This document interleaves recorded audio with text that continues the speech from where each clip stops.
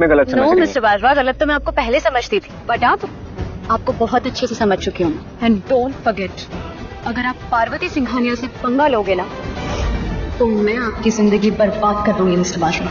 अगर आपको राजीव को लग रहा है कि भाई ये पार्वती नहीं परी है और यहाँ पर उसको प्रपोज कर देता है, उसको बोलता है कि मुझे तुमसे शादी करनी है और यहाँ पर परी के होश उड़ जाते हैं। पहले तो क्योंकि परी को ये लग रहा था कि भाई राजीव भी इनके साथ मिला हुआ है, उसने भी जान लेने की कोशिश की थी, लेकिन ये अचानक से मुझे शादी के लिए प्रपोज कैसे कर रहे हैं।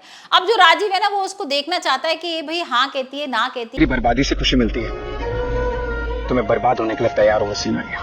तो कभी भी पार्वती का दिल कभी नहीं दुखाएगा। मैं आपसे वादा करता हूँ। क्योंकि यहाँ उसको लग रहा है कि ये पार्वती नहीं, ये मेरी परी है। जिस तरीके से बात करती है, जिस तरीके से बिहेव करती है, और यहाँ पर हमने देखा ये ना कि घर वालों के साथ किस तरीके से मिक्स्ड हो गई है, तो यहाँ उसको लग रहा है कि भाई ये मेरी परी है। लेकिन यहाँ पर जो पार्वती है ना, वो मना कर देती है। वो बोलती है कि नहीं भाई, अभी तो नीति के संग आपका डाइवोर्स भी नहीं हुआ है और यहाँ पर तो नीति कि मैं पार्वती जी का कभी भी दिल नहीं दुखाऊंगा, कभी उन्हें हर्ट नहीं करूंगा। मैं राजीव के ऑफिस जाऊंगी और ऐसा कुछ करूंगी कि वो मुझसे नफरत करने लगेंगे। उनकी आंखों में मेरे लिए इतनी नफरत होगी। नीति है ना, वो पागलों की तरह बिहेव कर रही है। उसको समझ में नहीं आ रहा कि किस तरीके से प्रूव करे। उसको ये तो पता लग गया है कि परी है, लेकिन अब उसके सामने कुछ ऐसा चीज आ ही नहीं पा रही है जिसके बाद ये हो जाए कि वो एक्सपोज कर पाए पार्वती को। हमने देखा ही था ना कि फिंगरप्रिंट्स भी उसके हाथ में आ जाती है, पता भी लग जाता है कि एक्सक्यूज मी मैम, आपको किससे मिले मैम? Excuse me ma'am. कहिए मिस सिंघानिया, ऐसे अचानक से कैसे आना हुआ? लाइफ में कुछ भी चीज अचानक नहीं होती मिस्टर बाजवा।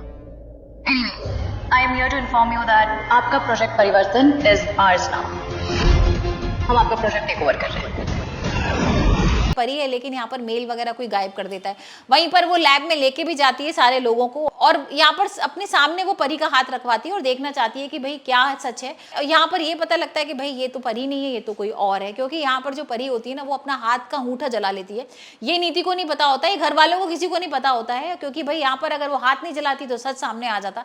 पर ये नीति ना थोड़ी देर बाद पता कर लेती है कि अरे ये तो तुम्हारा हाथ जला हुआ है, तुमने मुझे झूठ बोला था, इसका मतलब तुम परी हो। और ये मैं सारी चीजें ना राजीव को जाके अभी बताऊंगी। तो देखेंगे अभी जब राजीव को बताएगी तो राजीव का क्या रिएक्शन होगा। क्या राजीव को ये समझ में आ जाएगा कि हाँ भाई ये पार्वती नहीं परी है।